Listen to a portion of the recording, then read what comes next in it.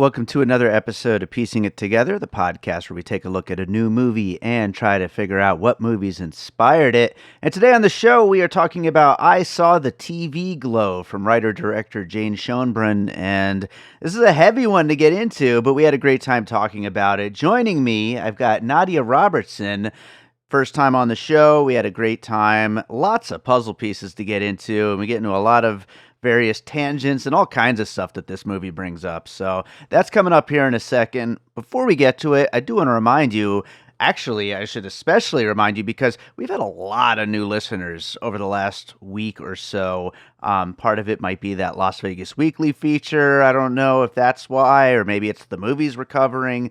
But regardless, there's been a lot of new listeners. So if you're new, make sure you are subscribed because we've got a lot of episodes on the way. And if you are subscribed, you'll find out about all the new episodes as they come. You can follow us on all of the major podcast apps, Apple Podcasts, Good Pods, Spotify, Pocket Casts, wherever it is that you're listening right now. Make sure you are following so you find out about all those new episodes. You could also follow us on social media at Piecing Pod. And don't forget to join our Facebook group, Popcorn and Puzzle Pieces. It's a very fun, closed community. I keep it closed to keep out all of the internet monsters that are out there, but it's just a bunch of people that love talking movies. It's the Popcorn and Puzzle Pieces Facebook group. Join us, and the people that aren't cool get kicked out, and the people that are cool get to join in on some fun conversations. So with all that said, let's get to this conversation about I Saw the TV Glow. All right, we've got Nadia Robertson with us to talk about I Saw the TV Glow. How's it going, Nadia? Hey, thanks for having me, David. Really appreciate it. Very excited. Absolutely. I'm happy to have you on the show. It's funny, I get guests all the time from Twitter and Instagram. I feel like you're the first Facebook friend that I've had on the show in years, honestly. It's super random, but I just thought I'd throw that out there real quick. But yeah, no, we've been following each other for a while and happy to finally get you on the show. Tell my listeners a little about you and what you do. Yeah, my name is Nadia Robertson, and I have been a lover of cinema since I was 4. Some of my first things that I was into were like horror movies and Mhm. basically Godzilla and Don Bluth and some other animated stuff. That's That a was good mix. basically, yeah, that was my foundation of film. And I just have spent basically most of my adult life working within the industry. I studied it in school. I went to college. I majored in theater, minored in film. So it's always been something that I knew I wanted, to study and to be a part of. And basically, as soon as I graduated college, I was to LA and Yeah. knew that that's where I wanted to be in all of it. But then eventually moved to Atlanta because that kind of seemed to be where everything was sort of migrating on its own. And then LA is just so super expensive. Mm, So I realized I could do the same stuff I wanted to do here for just basically a better quality of life financially, even though it's sure. trying to catch up to LA now. It's not really that much hugely different in I'm Atlanta. But sure. Yeah. yeah, I've been in just all aspects of the industry, behind the camera, in front of the camera, directing, writing, editing, producing. I've worked for reality TV, helped different production companies in LA and Atlanta and Birmingham, where I'm originally from. So I've just kind of been across the board, in it Yeah. since college, essentially. So I just love movies. Yeah. And I don't know, I don't even know if I would call myself a movie critic. I mean, I don't have a website or a publication specifically that I'm going to see screeners and writing for. I just write about stuff that I'm compelled to speak about because it interests me. So I Yeah. don't know where that puts me in the, official line of things, but I don't know. I'm just someone who really enjoys movies. So This is a total tangent from the topic of the podcast today, but it's funny you saying that because I notice a lot of people nowadays, it seems to be younger people, honestly, but work in movies, but don't love movies. And that's an insane thing to me. I don't get that at all. You know what I mean?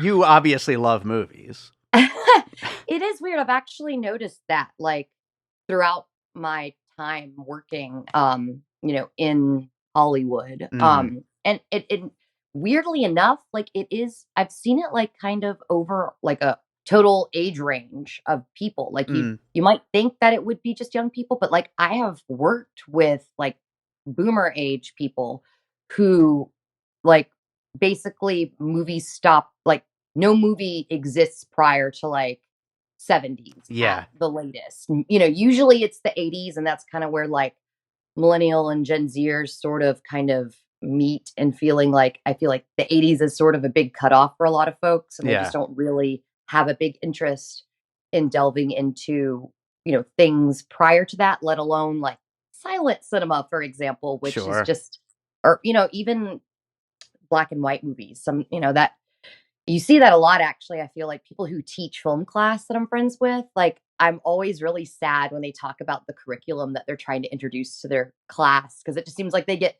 a lot of pushback for, like, movies that I'd be like, yeah, of course I'd show that. Or, like, yeah, that's awesome. Whoa, I want to take your class. And they either, like, don't really have an interest in it prior, or they watch it and they're just, like, really underwhelmed, and they're like, I don't get why this is so good. It's like, what? Hmm.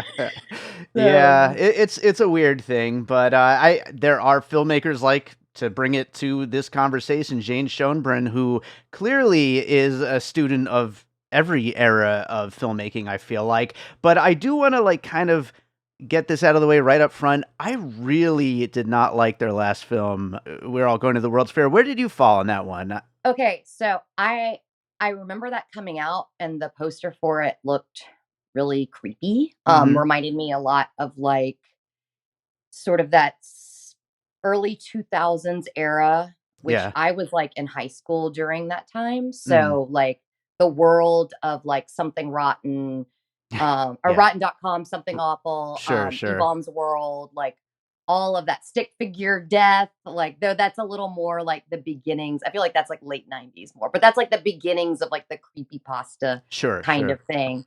And it seemed to kind of be that vibe. Hmm.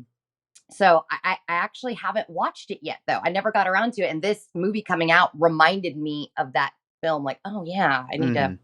I want to look at that. And I've seen a lot of, like, kind of back and forth with, oh, I much preferred the first film, or oh, the sophomoric feature is, Yeah. way better. So I'll be curious to see where I land on that when I Yeah, eventually see it. for sure, for sure. Because yeah, I got nothing out of that movie, so I was a little worried going into this one because it got such raves, that last movie, and then this one too. And I was very happy that I ended up liking. I saw the TV Glow a lot, and so because I really like Jane Schoenbrun's, like, kind of point of view, and they're a great, like, follow on Twitter, and, like, all their points of view on everything when it comes to film and stuff like that. So I wanted to like their work, but I just really did not like that first one. So I'm happy that I saw the TV Glow. But with that said, we might as well.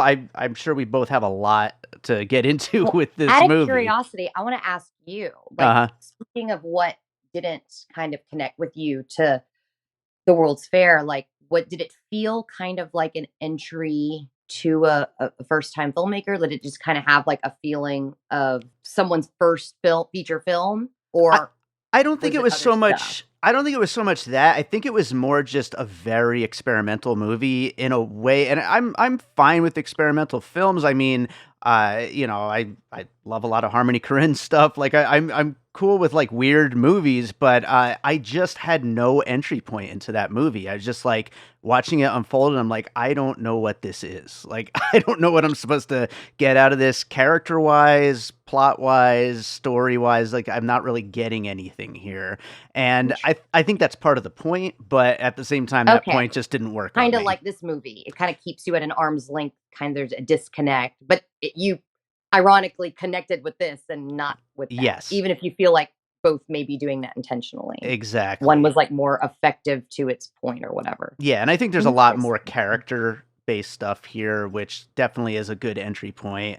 But yeah, let's start getting into some puzzle pieces, and we'll, figure out, what works here along the way. But what do you have for your first piece? Okay, well, there are a lot of things. But I guess let's start with the most obvious, Mm. which I wore a sweater to honor Twin Peaks. Very nice. Cheers to that. I'm a fan, if you can't tell. Yeah, I would say that, I mean, I was getting Twin Peaks feelings upon watching it. Hmm. In general, there are a lot of aspects about it. And then seeing it, a day or two later after I saw it, that they had actually, I think IndieWire made a article about the the influence of Twin Peaks: The Return. Yeah, So I was like, okay, well, that's obvious, but I do really like the details as to how it does actually kind of connect to it other than just the Lynchian aesthetics. Because, I mean, you've got like sort of Twin Peaks has sort of a lo-fi weird aesthetic to it at times. And I sure. feel like the Pink Opaque was kind of channeling that. I mean, in general, the aesthetic of like the 90s shows. Hmm.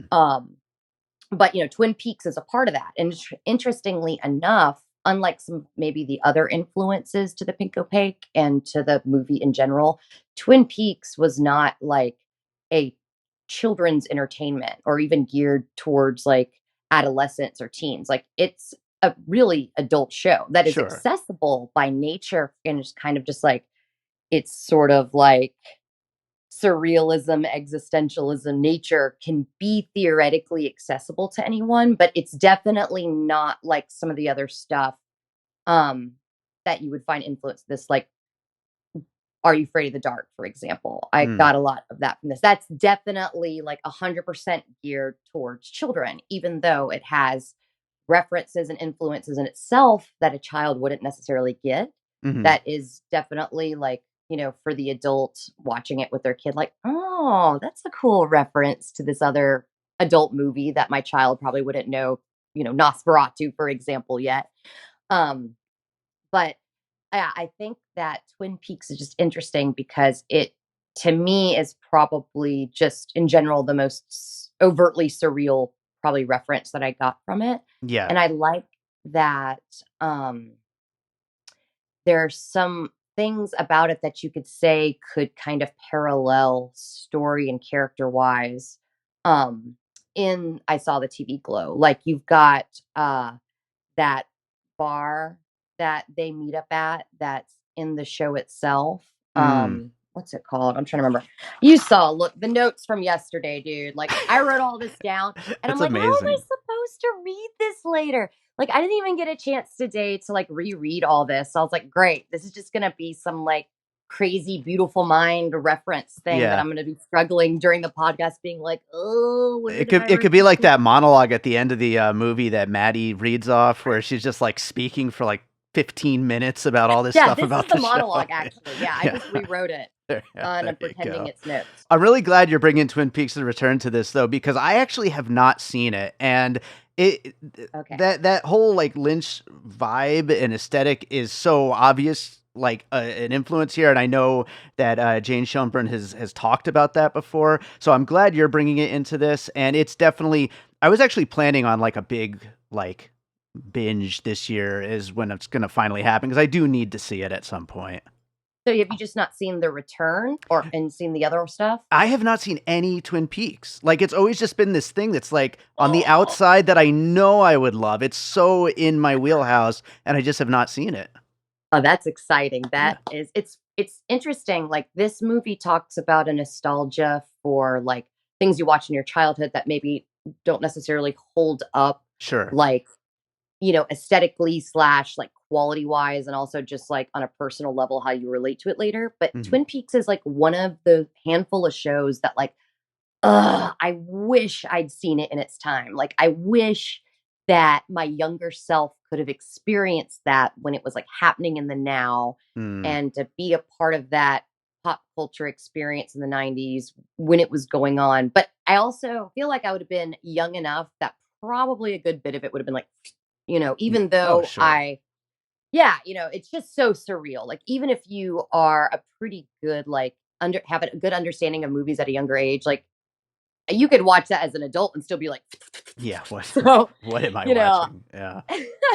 and I think that's also kind of the point because it is sort of that same sort of feeling of disassociation, disembodiment, Mm-hmm. a disconnect. That's definitely a whole big theme of this series. And not just in its like surrealist nature, but like literally is part of like the story and the character's journey. Yeah. Yeah. Which is something that which I'll try to talk about it without spoiling any of it for you. But like a big part of the return is that and in Twin Peaks in general, it goes back and forth not only kind of in time, but time is also sort of like alternate dimensions, Mm. kind of be a good way to describe. Sure. So you get a lot of jumping around in years, kind of like the film does. Yeah. And then, at the end of the film, you get this huge jump that's 20 years. And I love that there's this whole thing in Twin Peaks that is like Laura Palmer says to Dale Cooper. And it's like a through line throughout the whole thing because it starts in like the opening of the show and then returns in the return, but she says, see you in 25 years. And Mm. so it's like this whole kind of like almost like a wormhole with time sort of Sure. kind of collapsing in on itself. And Yeah. I like that it kind of had references to that in this movie. Also, just other little things like, again, I was saying the bar they go to in the movie is called Double Lunch, I think. And that Okay. reminds me of like the Bang Bang bar that Okay. they go to Yeah. all the time in Twin Peaks. You've also got Mr. Melancholy, Mm-hmm. which is this embodiment obviously of, I mean, like almost like a direct allegory, Yeah. because he is what he says he is, even though he guises himself and tries to trick you. Like his name is literally what he represents. Yeah. And I like that you could kind of almost put that as like a Bob surrogate with Twin Peaks, because Bob is this like sort of mystical nightmare character that sort of exists in people's psychosis. So it's a similar, I think, parallel there. Yeah. There's also I feel like in general references to being like talking about being stuck in the midnight realm. It's basically like Laura Palmer, Dale Cooper, and other characters kind of going in and out and being stuck at times in the Black Lodge and the Red Room, which is like this huge symbolic thing in Twin Peaks, to the point There's where I so almost much. feel, oh yeah, I feel like Maddie returning in I Saw the TV Glow is not like dissimilar to Dale Cooper and Laura Palmer kind of coming in and out of the Black Lodge throughout the series. So Yeah. yeah, I don't want to. You need to go into Twin Peaks like totally. I mean, it's hard because it's like such a classic thing now, and it's like It's a whole ingrained in so fandom. much. So Yeah, like, and it's yeah. like influenced so much, so it's kind of hard to go in like totally blind. Yeah. But Yeah. like at the same time, it's even not even something so it's so expansive that even if I were to spend the whole podcast like describing it, I feel like you could still theoretically go in and be like, what am I watching? I don't even know. So that's going to be a whole journey for you at some point. Can't wait. Can't wait. One thing I was going to say real fast specifically about the return that I meant to say is Mhm. that the movie I Saw the TV Glow has a lot of like dependency of its themes and ideas on the idea of like returning to something years later, and the idea of nostalgia, how things hold up over time. And I Yeah. like the concept that with Twin Peaks The Return, like the idea of labeling it The Return is sort of a all encompassing signifying like symbolism idea about the return, not like it's a return for everybody involved, like Yeah. all the creatives, the actors, going back into those characters, like the characters journey themselves throughout all these decades. A return for Lynch to go back into this world himself, and a return for the audience as Yeah. well to delve back into this world literally 25 years later as it said it would. It's interesting too because it's like kind of like the opposite of what we get in I Saw the TV Glow, where you get this return to something and it's like, damn, this is like just as good as it was and even better to a degree. Because I will say episode 8 is like become this like gold standard of one of like the greatest things to ever air on TV. Like some people even consider it a film of that year because it's Right. just like Right. that quality level like art. So yeah, I do like some of those parallels there. It Absolutely. does seem like you would make it out better as a Twin Peaks fan in the long run than you would do a Pink Opaque fan. I think so. Yeah, I It think would it's have a little more longevity for you. yeah. More my speed. Well, you were talking about that feeling of like disconnection, and I'll go for my first piece. I bring up a lot of Charlie Kaufman on this show, but I'm going Synecdoche, New York for my first piece.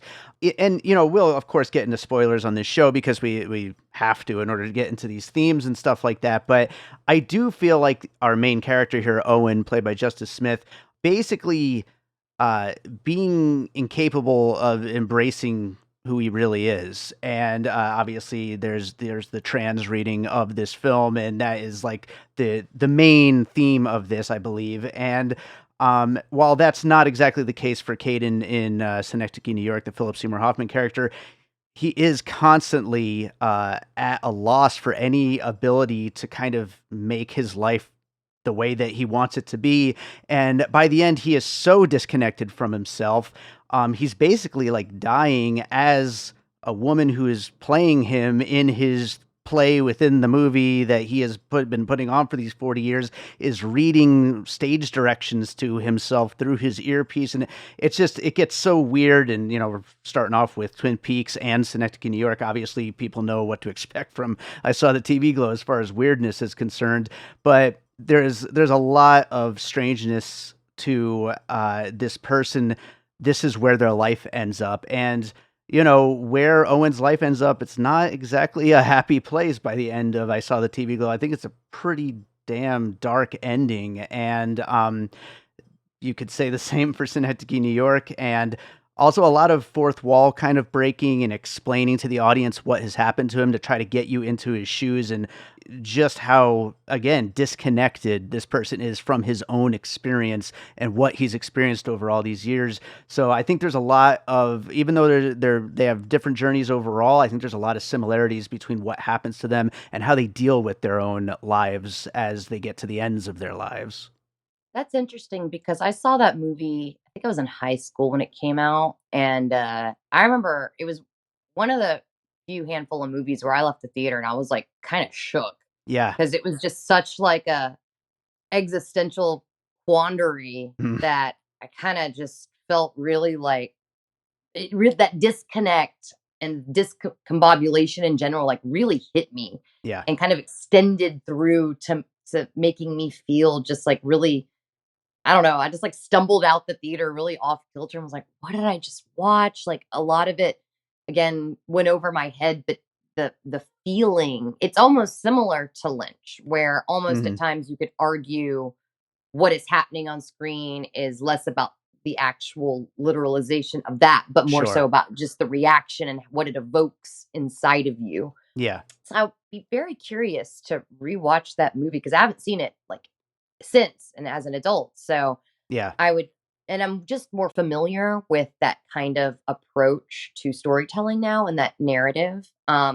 Like I thought Asteroid City, from what I remember of Synecdoche, New York, felt similar-ish to me. And even though I haven't seen Being John Malkovich, I kind of just remember growing up around hearing about it. Sure. And it kind of feels like maybe that has something, a similar approach. So I kind of want Yeah. to see that movie too. There's a reason Kaufman and Lynch get mentioned a lot in the same, conversations. Like they definitely kind of deal You're with the like, world and life in similar ways. So yeah, absolutely. I did see Adaptation though in high school, and that was a movie that like blew my dome when I Yeah. saw it. Like speaking about like kind of it's a little bit different approach with that because instead of like the audience and their relationship to the art, it's the artist and the art and how Sure. he's like unable to kind of separate himself from what creating art means in terms of like his own value and worth, Hmm. which I do think a little bit kind of goes into what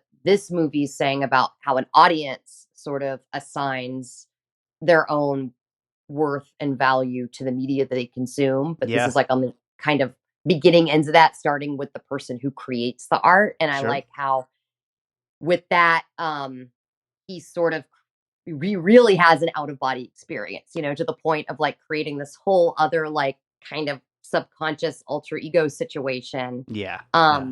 in which you could argue, on another kind of layer that the trans experience is often doing something like that, where you have to create like this alter ego to sort of like compartmentalize and deal with Mm, the disassociation from your own identity, and always like having to have this like double life where you don't feel like you're wholly one person in either aspect, because you can't just combine them and be who you are. And sure.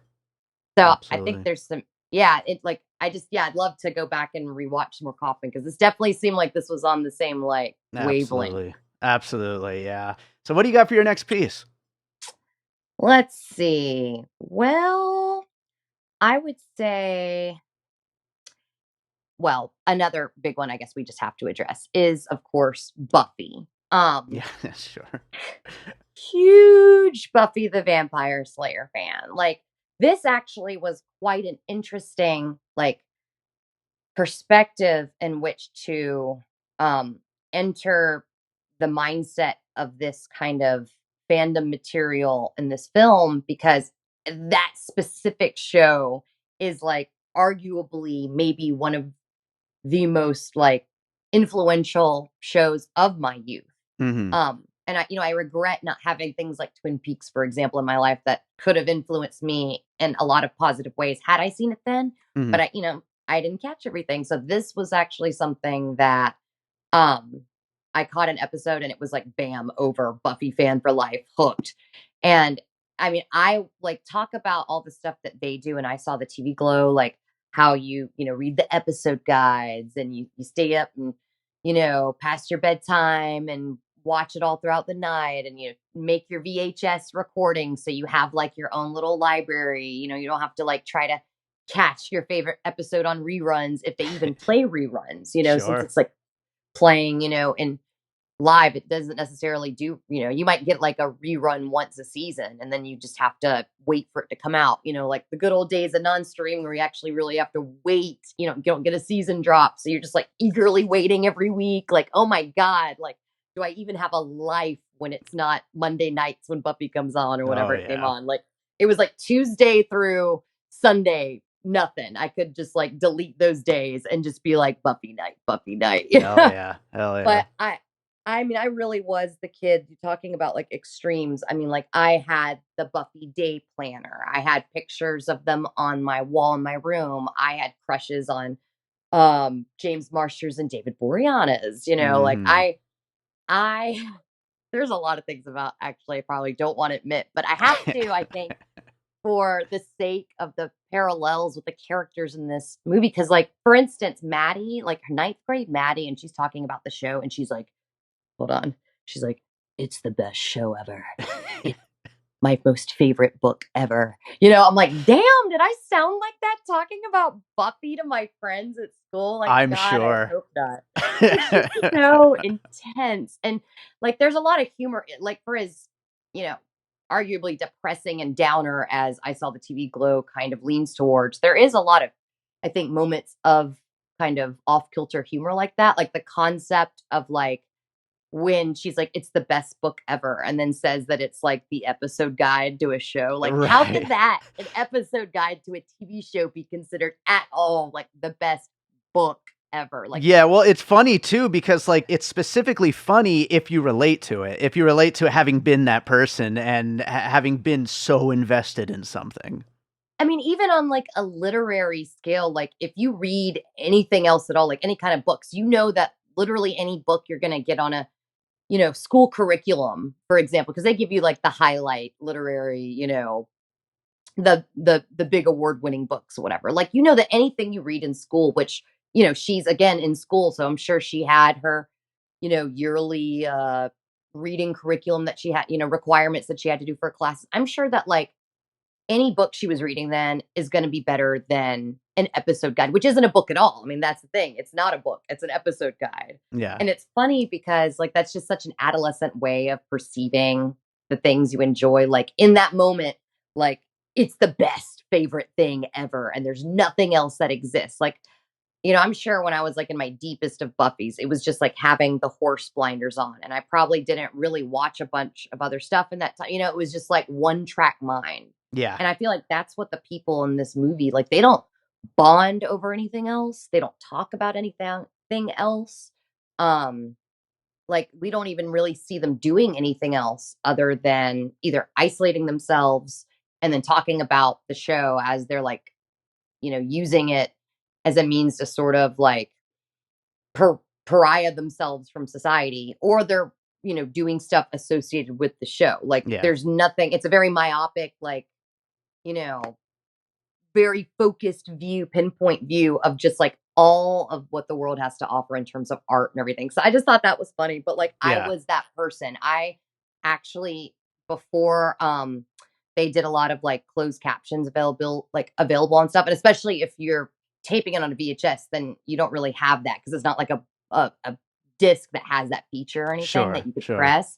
So like I used to tape Buffy and would actually like when I finally got a laptop, because this was like not long after AOL came out that I Mm. got into Buffy. So I had like a desktop at first, and that was like not close to the TV, even though it was in the same room. But I finally got a laptop maybe like a year later or so. Sure. Sure. And so I'm like sitting on the floor right in front of my TV. They say like, don't sit too close to the TV, you'll fry your brain. Yeah. Yeah. The glow of the TV. I'm like right up in it, like typing Buffy. And what I used to do is I would actually play the show and just like rewind it, play it. And I transcribed some of my favorite episodes, like Yeah. just listening to them talk and Hey, that's cool. doing my best to like Yeah. try to transcribe it so I could read it for some reason. I guess the dialogue, I don't know. And I even like had a friend where WB at one point, I think in like 98 or so, had like this casting call that Mhm. it was like, be on Buffy, come to the Warner Brothers Oh, hell yeah. studio and be on the show. So like I did a whole scene with one of my friends where I had my little like handy cam camera and I still have it too. I carved a steak like with a piece of wood. So Nice. I had it as a prop and I was like dressed as Buffy and she was dressed as Willow. Going all And we out. like did this whole scene that I taped and had it on a little cassette and I mailed that in to WB. Hell yeah. And we see today I'm the biggest star in the Buffy series. So I Of made it course. on this show. Absolutely. Absolutely. But given how much of the literal connection I have to the show, like I should be Owen right now. Mhm. Kind of Yeah. like that should be my pink opaque. So Yeah. I was glad to be able to kind of watch the show, like even though it kind of watch the movie, like it keeps you at sort of a distance in some ways to kind of create that feeling of body outside of body experience the characters feel. But at the same time, it's also really like calling to you to pull you in at the same time with things Sure. that you could really personally relate to a point of like Yeah. even being a warning to you. Like, look, if you relate to this on a super personal level, there might be some things about how you like relate yourself to the media that Yes. consume that you might need to like re-examine. So Yeah. walk out of that movie like, geez, I hope that Yeah. wasn't me. I think it's really interesting too that like, this movie is very clearly like metaphor within a metaphor, and like it's like that angle of the film is very obviously there, and then the trans allegory is very obviously there, and it's 100% both things at the same time. But I think that is a universal thing that a lot of us, especially who grew up in the 90s, can relate to that, and being just obsessed with all of this content, for lack of a better word. Relating to your Buffy puzzle piece, I'm going to throw Brigsby Bear in there. Have you seen this movie from 2017, starring Kyle Mooney? It's a comedy about a bunch of people who kind of connect over this canceled show that they all loved growing up, and they decide to try to create the like final episode they never really got to see. And it's a really fun movie, obviously much lighter than I Saw the TV Glow. But the idea of it being like just this very goofy show that like when you look back at it, you see just how goofy it was, but it meant everything to you when you were younger. Also, the creative spirit of the movie Brigsby Bear, I think, kind of comes across in Jane Schoenbrun's filmmaking style, even if they're not making a new episode within the movie or anything like that. And I think that there's enough connections there that it's something that people who liked that aspect of this movie, the celebration of the kinds of shows we all watched growing up and just got obsessed with, I think will really, really appreciate Brigsby Bear and these people trying to kind of bring back their favorite show in a way. So it's more like a love letter to something that brings you people together. It's sort of like the positive element of like the bonds you make with a community that you form through media, as Yes. opposed to some of the things they explore in this, which is a Yes. bit more like, okay, well, just because you become friends with someone, now you two are both isolating yourselves together. Like just because Sure. it's like misery loves company a little Mm-hmm. bit. Yes. It's not necessarily completely necessarily a healthy relationship built on, you know, I mean, it's built on like basically again a very narrow viewpoint that is ultimately just sort of like a kind of immature way of which to limit yourself. And Sure. there's nothing wrong with diving head first into something. I mean, that's how you often fall in love, like in general, with anything, anyone. Like the idea of love can often be just a hit of like immediate obsession, even Sure. almost to a degree. And then eventually,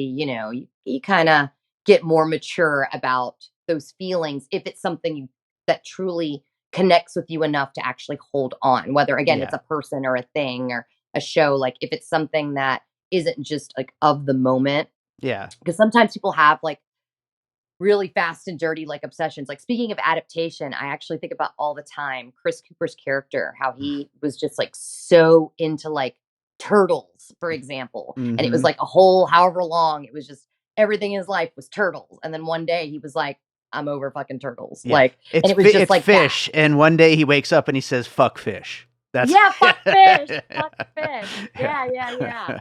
Fuck Yeah. fish. Fuck And it was fish. just like for no reason. He's just like over it. Yeah. And some people are like that. And it doesn't even necessarily mean like that thing didn't mean anything to you. Sometimes things serve a purpose in your life. And Sure. I think that's why oftentimes too, it could also be something that maybe you come back to at different points in your life, looking for certain re-evoking of feelings to feel a certain way again, or even just being curious how something plays at a different point in your life, which I Yeah. think anything that's really good that you find value in, like it's funny that Owen like rewatches the Pink Opaque to me and finds it very dissatisfying Yeah. and like almost like this veil has been lifted like at the showbiz, in Chuck E. Cheese or something when you see the animatronics and you're like, oh my God, like Yeah. that's what they look like. And the Sure. magic sort of trick has been ruined or whatever. It's like, I feel grateful that I can't even think of one thing per se that like I've watched, revisited later in life and have just like been like, wow, this is bad, Yeah, or me even neither. more so embarrassed by. Like some people talk about, I mean, he even talks about Owen in the movie. He's like, man, I'm embarrassed. Like Mhm. this was like my whole personality.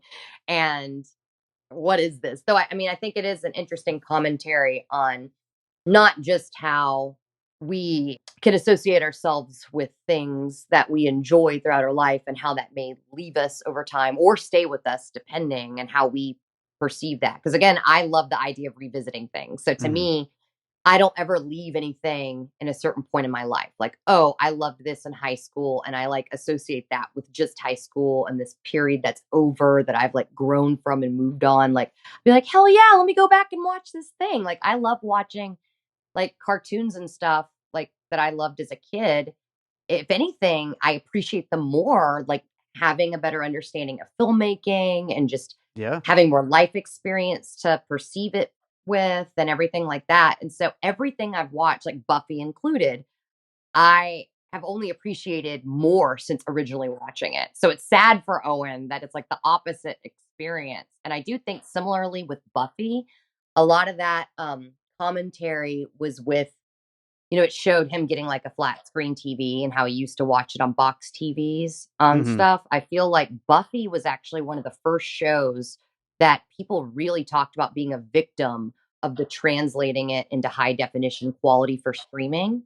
Because not only did it take away some of that 90s aesthetic visually, but creating a widescreen version of something that was shot full screen for the television actually reveals the length of the shot to show like a film equipment that was never supposed to be seen, like lights Sure. that are off this to the side of the scene and things like that. And Yeah, it changes the perspective. yeah, Yeah. it can literally change the show in that way. And that's one of the only few ways in which things that we love can actually change. Because, like, once something's printed or filmed and put out there, like, unless you do a George Lucas with the prequels and like take it back and go in and actually change something about the source material and then put it back out there, or you get something that has been edited for content or whatever. Like, once something's generally made, it more or less doesn't change unless Sure. it's been censored or something. Like, we perceiving it as the audience is what changes. Exactly. And Yeah. so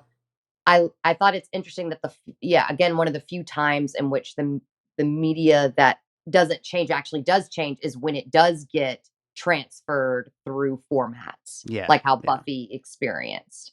And Absolutely. Well, let's go on to some more pieces. What do you have for your next piece? well, some interesting ideas of nostalgia.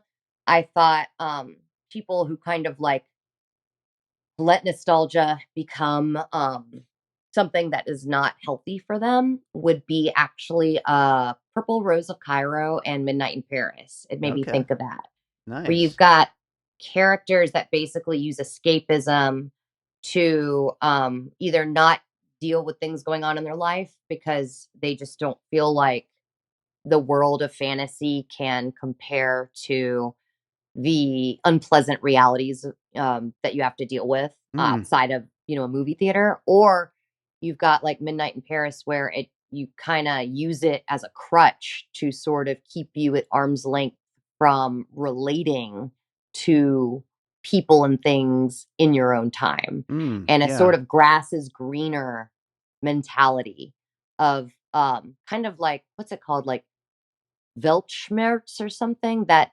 German philosophy of like how the concept of like real life can never be matched by like our idealizations of it that That's oftentimes we yeah. get from other things that make us that mimic the real world but aren't. And Yeah. so it's like this building of a fantasy idea that can never really be actualized because life is just more complex Yeah, than yeah. I anything love that's that. fictional. I love that. I love that as a piece here, and great movies, and a great piece. I That goes right along with something that I was thinking about. George Miller's 3,000 Years of Longing. I love that movie so much. But as far as like art as both a great escape from all of our troubles and something that kind of locks us in and closes us off from the outside world, I think that kind of goes right to what you're talking about there with Purple Rose of Cairo and Midnight in Paris, and those ideas of being kind of trapped by this idealized version of living, which is our stories and art itself, and that kind of trapping us in. Yeah, like I love because Midnight in Paris too and Purple Rose of Cairo they're adults doing it. It's Hmm. it's easier, I think, not to say this is like, a cheap way out focusing on teens and stuff, because I do feel ultimately those are your most like formative years, and that's when I feel like you kind of look at life in a particular way that makes you kind of a little bit vulnerable to falling into these trappings that the film presents. Also, just in general, talking about the deeper layer of the trans metaphors for that experience. You are basically like at your most trying to find out in who you are Sure. basically in high school those years. So I Yeah. feel like focusing on that makes sense for the purposes of that story with I Saw the TV Glow. But like, I find it interesting that those Woody Allen films are from the perspective of an adult man for Midnight in Paris, an adult woman for Purple Rose of Cairo, and Hmm. how you know these feelings. I mean, it is a kind of an extension of the concept that we get, especially at the end of I Saw the TV Glow, where it's like these feelings, if not really kind of worked out and dealt with, and you have to find like an inner peace with sort of all these feelings. You have to compartmentalize them somehow so that they don't drive you crazy, because Yeah. you always can get the grass is greener with like anything, whether it's like in real life or in fiction. You could always fall into just kind of living in your own head and not really experiencing the real world for whatever reason. And I Yeah. just found it interesting that these two films show that, like, if you don't deal with those, kind of psychological torments, whatever, it can follow you later in life, which Yeah. obviously we see in the end of I Saw the TV Glow. Yeah, and it's super, super bleak, but it's probably super real for a lot of people. And so I think it's it's a really great movie for, that kind of representation and for showing, that, as the road says, it's not too late, or I forget if that's the exact wording, but Or I you think it's know, there's still there's time. still time. Is that what it is? Yeah, yeah. Yeah, and So, I love that because yeah. that is, for as, sad as the ending makes pretty much everyone feel, because I've seen a lot of reaction of people be like, I was devastated by the end Mm, of this movie. I was crying on the way home. And I feel like, thankfully, I feel like my personal experience with how I'm like using the film to kind of reflect on myself, I feel like, okay, I feel pretty, more or less pretty good about a lot of the ways I feel about the things that, what my relationship with my media essentially that mean to me. So it didn't hit in that way, like, oh my God, like mhm. that's my life now. Like I'm in my 40s and like this is how I view things and how it's affected me personally. But I do feel like yeah, it's definitely could be a warning, like Mm, for don't allow, like, there is still time and that's a positive thing, but like you have to it's time is like can be like an hourglass too. You just go back and forth with it and you don't actually like do anything. Like mm, it can be a blessing and a curse depending sure. on your perception. Time can feel like it's being wasted, or even like 5 minutes of extra sleep in the day can be a gift. Like I love the relativity Yeah. of time. And so ultimately the message of there's still time could feel almost like a taunt. Mm, Like there's still time, but he can't muster up the inner strength to make use of it. right. And it's just sort of like this feeling always hanging over his head, like there's still time, there's still time. And I feel like a lot of us feel that way. Like we kind of make ourselves feel better about the things we haven't accomplished in life by looking at being like, well, so and so, the great director, whatever, didn't make his first movie till his 40s. And I'm like, okay, well, I'm almost 40 now. So I guess I need to be making that movie, finishing that first movie or whatever. Yeah, yeah. And so I kind of feel like you try to relate yourself in a way that makes you feel better about according to whatever you're trying to feel better about. So I feel like there's still time could be something to make him feel better if he chooses Right. action. He's gotta But if take he that remains in action. inaction, it's more just so this like again, this almost sort of I mean, it's a cautionary tale, the way that the movie actually plays out, so yeah, exactly. So it's kind of what time is what you make of it yeah, 100%, and yeah. how you spend it. Absolutely, absolutely. Well, we've got time for one more piece each. What do you have for one more piece? Mm, I know you've got a big list there of, notes, but, I you got know. one good one that you wanna throw in Mm, there? it's hard to narrow it down. I know, I know. I will say this isn't like necessarily a whole thing in that regard, but I do think it's funny. Another like joke about some talking about some of the humor in the film, like the whole joke about yeah, the Pink Opaque is a show that comes on late at night before the black and white shows for old people. And I Yeah, just think that's hilarious because like for as much of some other stuff this reminds me of, like Sailor Moon, um, Power Rangers, things that were definitely geared towards children with I mean, especially Sailor Moon has more adult themes, I would assume, than Power Rangers, but I haven't watched all of Power Rangers, so maybe it goes into some like, hey, some possible. deep heady places. I just Mhm. kind of caught it on TV after school, so I don't associate that with like some deeper themes that I feel like Sailor Moon, for example, has with Buffy that kind of goes into that like chosen one, uplifted by your friends, finding strength in people, like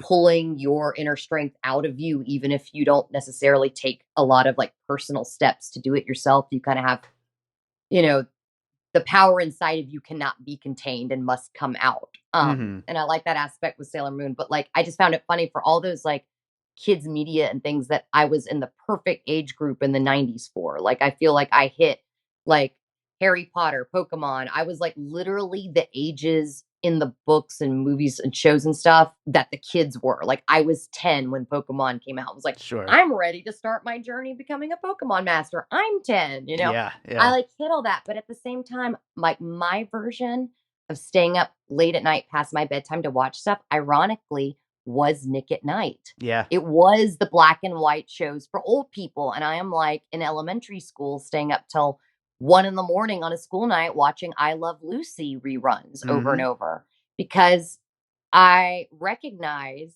that there are multiple things in which you can enjoy at once. And you don't have to like, as much as I love Buffy, I still stayed up and it was a comfort to me. I developed that over the years of like falling asleep to something like I Love Lucy, which interestingly enough, you say black and white for old people. Well, cinematographer is Carl Freund, who shot Dracula and Metropolis. So it's not like it's some hokey, cheesy, poor quality thing. I mean, it's one of the most renowned classic things ever to put on television and created the 3 camera format for Sure. sitcoms going forward. So, I mean, not only is it like critically acclaimed, but is also like influential in a bunch of ways, even technically in like, cinema. So I just thought that was funny Yeah, to yeah, kind absolutely. of punch down a little bit on Nick at Night. Yeah, And Nick at Night is a subset of Nickelodeon even. So it's not sure. even like, you watch Snick, stayed up to watch Snick. That was my like Pinko Pig, I guess technically is the looking at the orange sofa on Snick, and they did a lot of like weird kind of surreal Lots of things with surreal that. stuff. Yeah, yeah, for Yeah, sure. and then I would stay up even later to watch Nick at Night. Yeah. So I don't know, I thought that was kind of funny. My favorite Nick at Night show was watching Dragnet reruns. That was always my favorite part. But Okay, yeah. funny enough, I don't know why I did this, but I played this weird, I call it the sick game. At least that's what I called it when I was a kid. And like for shows like Dragnet, I don't know why I did this with Dragnet. Maybe it was something about the opening theme and the music. I don't know. It's probably an amazing show, but I played this game where Dragnet would come on, and that was like one of the shows I did this with. And like I had to genuinely find something else to watch before the opening intro, like theme song thing ended, or else I would had to be stuck watching an episode of Mm. Dragnet, which I guess I Oh, thought was like, I thought that was maybe the boring old people I show. was a boring old person when I was a kid. So I was like, oh my God, it was like some weird, stressful game I created for myself to like, I'm going to be stuck watching the awful Dragnet. And it's like, I probably, if I watch it now, I'd be like, man, I probably should have like watched the show. Nice, nice. Yeah. Yeah, I Oh think I my watched God. that, Mr. Ed. I can't remember what else, but Any Lassie or anything like yeah, that? certainly some Lassie back then, I If you think if you're so. an Yeah. animal lover, it's hard not to Yeah, watch those shows. They get you right in with that. absolutely, absolutely. Talking horses and, dogs that save you from wells. What's not to draw you in? Well, I've got a few other things written down, but I think for the one that I'm going to go with for my last one. So this movie, I feel like is, pretty open to interpretation. I don't know. I haven't seen other people talking about this, but am I alone in thinking there's a reading of this where Maddie is kind of a idealized version of what Owen wishes to be, not only as a trans story as a woman, but someone who is so cool and knows everything about his favorite show and knows all of the best music and how to be cool basically. And I couldn't help but think of Fight Club and Tyler Durden with the Brad Pitt character being this like idealized version of what Edward Norton wants to be basically, and him kind of imagining it for himself and spending all this time. I really think it's there here, and I saw the TV Glow. You can read it either way, but I think it's perfectly there that she appears to him in a time of need where he's unsure of his own identity, Mhm. disappears, and then he's kind of left floundering, and then comes back for that one last chance at grasping what he actually wants to be. But when he kind of rejects it, disappears for good, and then he's stuck just living this life in the suburbs, not really being his true self ever again. So I really think there's a lot to it there. I think that's a great read and sounds very apt to probably a lot of people's experiences, especially in high school. Hmm. Because like I have a couple friends that had crushes on me in high school, Mm-hmm. but then later on turned out to be gay or even trans themselves. Mm. So I would like to think that stemmed from they just thought I was cool or whatever. Right. And Yeah. maybe that just sort of turned into getting those feelings confused of, Sure.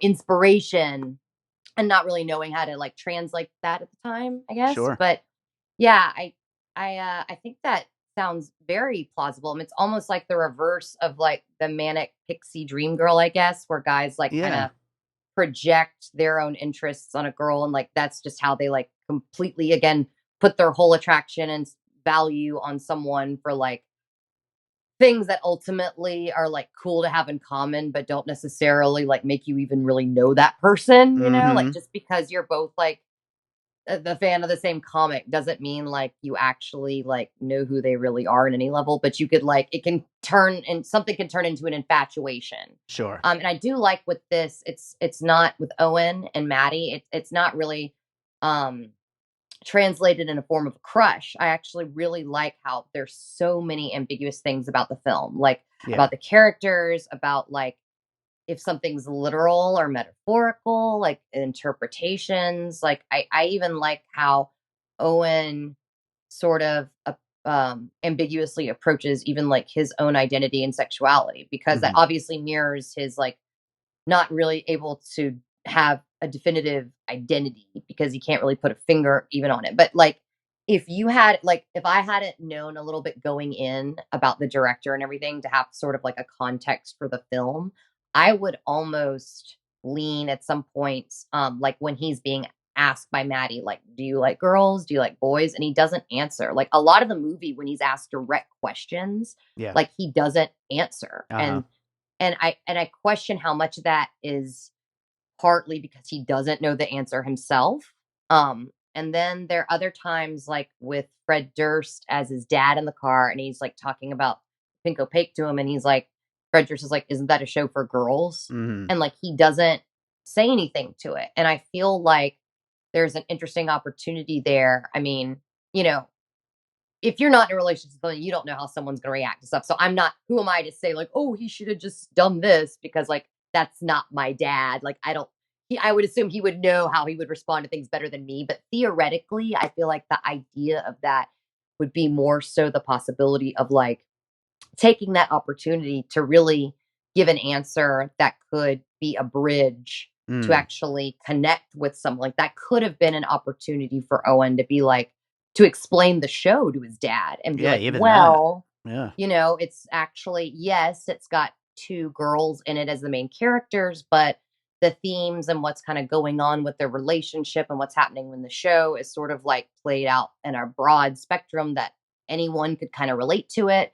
And these are the reasons I like it. And, hey, if you ever want to watch it with me sometime, I would Sure. love to get your perspective on it and maybe use that as a bonding opportunity, like how he bonded with Maddie over it. I mean, his dad did ask him a question, and whether or not it's a loaded question with implications of disapproval, it still theoretically could have been an opportunity for him to use something that kind of keeps him away from community to sort of build his own community. Like a lot of us have learned to do later in life with things that we either were made fun of, earlier on, or just had like zero people to connect with over something, that you kind of build your own tribe as you go Mm-hmm. on in life. Yeah. And that is a skill you learn to do. I mean, I'm not blaming this teenager for like not knowing how to like have an adult conversation with like someone who's already like kind of being antagonistic towards you. I mean, Sure. these are skills you develop not only as a fan, but like as a person just living life. So Yeah. I don't know. No. There's so many interesting layers to that movie. Like I feel like there's not that sexual relationship between them, so it takes away some of that like manic pixie girl element that a lot of guys and other films project onto the girls they have relationships with. Yeah, And so yeah. I like that it's more so admiring her for her Right. inner strength and her ability just to even like, even if she doesn't know everything about herself or the world, like she still has a better hold and grasp on like who she is and what she wants. I mean, she straight up says, I like girls Yeah. and I want to get away from this town. And this is my favorite show. Like he is very like passive in his Right. own like living experience and even like interests. And you question even, I mean, he does, I guess he catches the show initially at first. I want to rewatch it because obviously there's so much going on. But I mean, the show is what connects him to her. And, you could use what I like is you could use stuff like that as like a talking point to meet someone or start a conversation. But like at the same time, like I said, they don't ever even connect on another level other than the show. It's That's like, just the show. Yeah. it's just the show. Yeah. Like that's Yeah. It's so weird. I don't That know. It's yeah. it's interesting. It brings to question even the reality of her existence at Yeah. times. Which Absolutely. I think too is a part of a point of I mean, again, I'm not trans, so I cannot really speak for Mhm. this, but I do feel like that is a lot of what you probably feel where you see the qualities in someone that you want for yourself, but you were just feeling completely incapable of like actualizing that for Yeah. yourself. Yeah. And just the push and pull of wanting that and moving forward, but then being pulled back to this sort of like dead life that never really fitted you, even if you can't really like put fingers onto all the reasons why. Yeah. So Absolutely, and I think that that is really well explored here. It certainly, even not having that experience, you could relate to it in a way because of how well it's drawn in this movie. And so, yeah, I think that's a good place to wrap up. I saw the TV glow. I'm sure we could go for another hour and bring up oh a my whole god, ton of other yeah. puzzle pieces, but Holy uh, moly. yeah, I think that's a good spot to wrap it up. Is there another movie you watched recently you'd like to recommend to our listeners? I will say it wasn't recent, but it's something that I love that I think does sort of relate a little bit to this Okay. was that Julia Roberts' End of the World movie. It's on Oh, the Netflix. Leave Netflix. the World Behind. Yeah, yeah. I Without haven't seen that spoilers for yet. that, you haven't seen it? No. Oh, I have been dying to like write a very in-depth thing about that. And it's just one of those things I have like a bunch of notes for it. And I'm like, I don't have time for this. I have other things I need to prioritize. Like that's just gonna have to be something I have to deal with putting on the side burner and like returning to at some point. Mm, But without giving anything away, it definitely has a moment where there is a like what you see behind us on our screens, mhm. talking about things that label who we are. I don't think you Sure. can do a podcast about a movie and not have your like library collection behind you to like show, hey, this is what I do. This is what we're talking about. I'm Oh, yeah. legit. But I do like that in that film, there is even a part where you get a like similar wall of media. Mhm. And Buffy is one of the prominent ones right Nice. there. And I love how much the film has commentary on media and what it means to us, especially during different times, and how that relationship can change according to your needs, what you need to get out of it. Mhm. And like, not even just the relationship, but like the level of importance you put on something Yeah, is a yeah. kind of dependent on like your own level of needs that you need to get out of it. Mm. And so I like that film kind of gives you this idea of like a lot of people put their self identity on the media that they associate with themselves. And so like if you don't like it or they feel like something like a remake or a reboot or anything else comes along that may like challenge that thing's existence in any Ruin your way, whether childhood. yes, it's like almost tantamount to being like, "No, you suck." Like, Mhm. "Oh, I don't like the movie. Well, I don't like you either." And they Mm. take it so personally.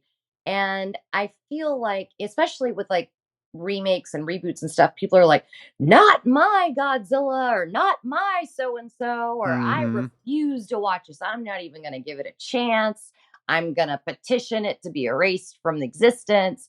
And I like that the concept of the movie kind of explores this idea that like these things that we love, including like the pink opaque, again, unless you get like some 1984 or like the movie Equilibrium situation where people like literally are coming into your homes and like taking your stuff, like that, or like there's some big glitch in streaming and all that goes, and then you only have like your physical media collection and then your Blu-ray player dies, your disc Mm, breaks, unless something like that happens, like these things that we love will always be there yeah. and no one's taking them away and you could always return to them and there's no like time limit like, oh, uh My Little Ponies is just for little girls or little kids. Like no one is really like limiting you on what you can enjoy, when you can enjoy it. And so I like that it's kind of reiterating like these things are in a vault and they're sacred and they're there and they exist. And all you're doing by living life and keeping yourself open to more things is just adding to that wealth in the vault in the Yeah. volume. Like it doesn't leak out the bottom because you're adding more to it. Like it's just building upon who you are. So I thought it was interesting that like they're so focused on the pink opaque like in the movie, but they don't really use it as a stepping point for anything else. Yeah. Like I love that like shows like Sailor Moon or Power Rangers, I didn't realize it when I'm watching it. I'm just enjoying it. And like that's an interesting too. Like growing up, I was never like a fan of anything. I didn't say I was a Sailor Moon fan or a Pokemon fan or, you know, a Godzilla fan. I just said I love this thing. Hmm. And so Yeah. even developing a fandom with social media has really changed people's perceptions on how they relate to things and they put their value on stuff. But people, especially I think older people, can be leaning towards like ownership of something. And if you change anything, it's marred somehow the original. And I just think that you should use the things you love to just build upon yourself by building upon using them as jumping off points. Like Sailor Moon and Power Rangers got me into Ultraman later in life. This Sure. whole like genre of Japanese like films that like I didn't realize were like, inspired by this foreign, IP or whatever. So, Yeah. Yeah. I feel bad for like Owen, for example, just on that layer of looking at fandom and how people like relate their lives to things. Yeah. He could have used the pink opaque as like a means to exploring other things. Exactly. Yep. That's why we do this show, right? Is to find out what Right. inspired other things. So, yeah. Yeah. So, yeah, absolutely. Well, Nadia, this has been great. Tell people where they can find you and everything you're up to. Okay. Well, I'm on all those social medias that I just disparaged there. Just the root of all evil. It sure is. But yeah, I'm on it, man. I'm on Facebook under my name, Nadia Robertson. I'm on Instagram and TikTok and Letterbox under Roll Tide 1931. Roll Tide, woo! Alabama sports fan. What you think? Like, it's just weird to be someone who has multiple interests that seem like conflicting on paper. Like, oh, you like sports and you play sports, but you like anime and like nerdy stuff, and it's like, how could you be the same person? Just We are multifaceted animals, basically. but yeah, I Roll Tide 1931's my other like handle or whatever, and I've got like my own podcast. I say that because there's like no production value whatsoever. It's just me on my phone, like recording myself talking, like usually when I get out of a movie theater and I don't feel like composing words on my old ass iPhone that I don't even have a working laptop, dude. So like everything I do is on my phone. So if my thumbs aren't feeling it that night, I'm like, oh Sure. God, like I'll just talk into my phone. So it's basically me just like if I called you on the phone and talked your ear off for like usually at least an hour and a half, sometimes Sure. longer than the film itself that I'm talking about. So if you care to, listen to that, on the ride, to work or whatever, yeah, I'm Cinema Chats, and that is on Spotify. You can look me up. Yeah, just I love talking about movies anywhere I can. So I really appreciate you having me on this podcast because I could just Absolutely. like talk all day with people. That's one of my favorite things. It's like I wish that I could just go to movies with people and then do what I used to do in college and like stand outside the theater for an hour and just talk about the movie right after the movie. Cause That's why I have so much fun podcasting. We're doing these live ones now in the theater, so we just get right in there and do it like right I as the movie saw that ends. that you're doing that. So like that's interesting. Is it's so it's almost like a It's just what we just did, except for 3 guests. So it's like a full panel, and we do it right there in front of the screen, right after the credits roll. And Yeah, and then I record it and post it the next week on the actual podcast feed. But it's been amazing, and we're doing Furiosa this week. This will actually go up the day after we're doing that, and yeah, so it's been fun, and maybe we'll get you on a live one day when you come out to Vegas. So Yeah, that's right. I'd love to. absolutely, That'd be so fun. I'm dying to go back out west because I need me some In and Out so bad, man. yeah, Like that's what's when I up. saw that picture during the Oscars of Paul Giamatti with his In and Out and Oscar, I was like, oh, that's the last straw. Like I Yep. need any reason to go out west. Oh yeah, it's the best part of this entire part of the country for sure.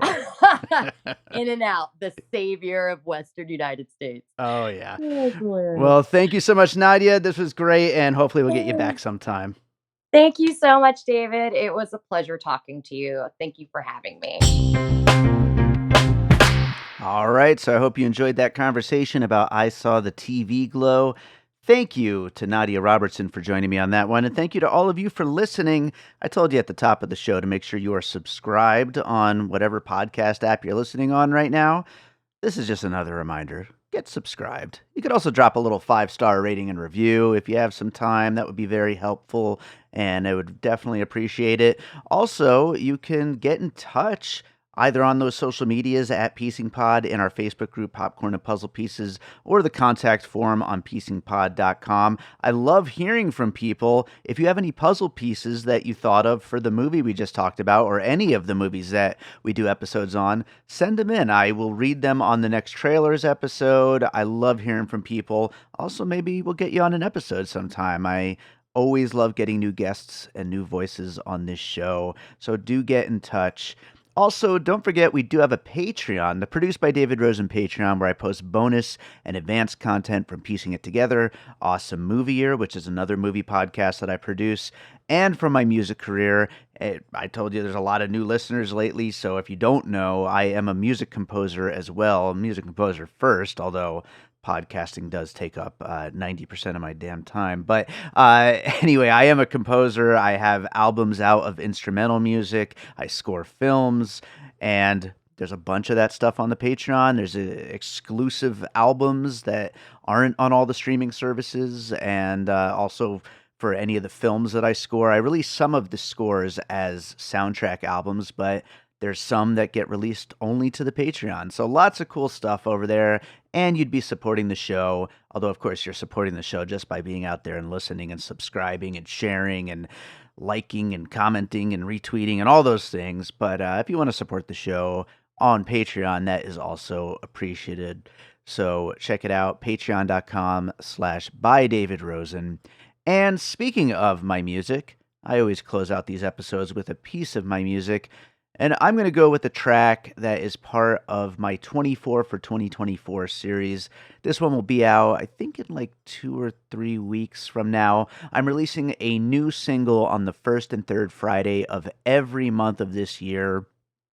24 new singles, all album-worthy music, but I just decided to do this weird experimental thing where I release everything as a single this year, and it's been going quite well. I feel like it's getting a whole bunch of new listeners to my music, and it's a little more work trying to schedule it all out and constantly having to stay on top of adding the songs and promoting each one individually, but it's been an interesting experiment. But anyway, this is a song called Shadow Self, and like I said, it'll be out in a few weeks as part of the 24 for 2024 series, so you're getting a little sneak peek at this one. I hope you enjoy it. We'll be back with more Piecing It Together real soon.